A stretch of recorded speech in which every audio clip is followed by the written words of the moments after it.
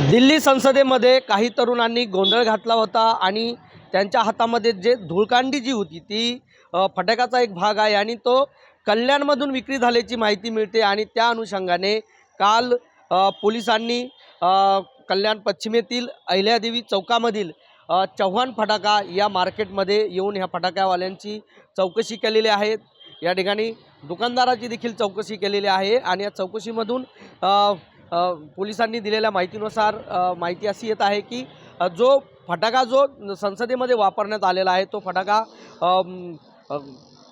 मोठ्या क्षमतेचा होता आणि त्यामुळे मोठ्या क्षमतेचे फटाके जे आहेत ते या दुकानामधून विक्री होत नाहीत।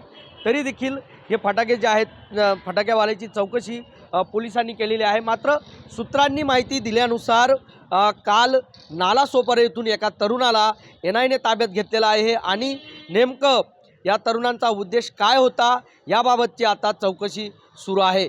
सुरेश काडे, एबीपी माझा, कल्याण।